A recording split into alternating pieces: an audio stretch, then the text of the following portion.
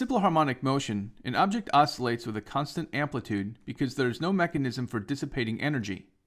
In reality, however, friction or some other energy dissipating mechanism is always present. In the presence of energy dissipation, the oscillation amplitude decreases as time passes, and the motion is no longer simple harmonic motion. Instead, it is referred to as damped harmonic motion, the decrease in amplitude being called damping. As an example, one widely used application of damped harmonic motion is in the suspension system of an automobile. Consider a shock absorber attached to a main suspension spring of a car. A shock absorber is designed to introduce damping forces, which reduce the vibrations associated with a bumpy ride. A shock absorber consists of a piston and a reservoir of oil. When the piston moves in response to a bump in the road, holes in the piston head permit the piston to pass through the oil. Viscous forces that arise during this movement cause the damping. There are varying degrees of damping.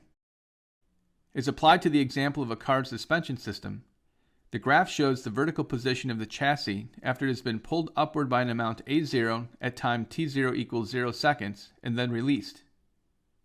With no damping, the car undergoes simple harmonic motion as indicated by the red curve.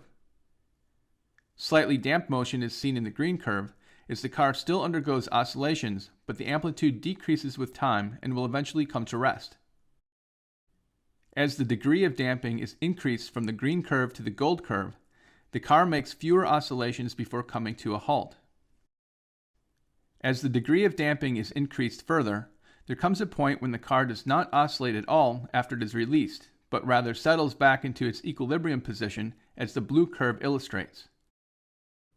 The smallest degree of damping that completely eliminates the oscillations is termed critical damping, and the motion is said to be critically damped. If the degree of damping is increased beyond critical damping, the car takes longer to return to its equilibrium position, as seen in the purple curve. When the damping exceeds the critical value, the motion is said to be overdamped. In contrast, when the damping is less than the critical value, the motion is said to be underdamped, as in the green and gold curves. Typical automobile shock absorbers are designed to produce underdamped motion somewhat like that in the gold curve. Underdamped, overdamped, and critically damped motion are observed in many natural phenomena and are utilized in practical applications such as braking systems, spring-loaded door closing mechanisms, and seismic damping to protect buildings during earthquakes.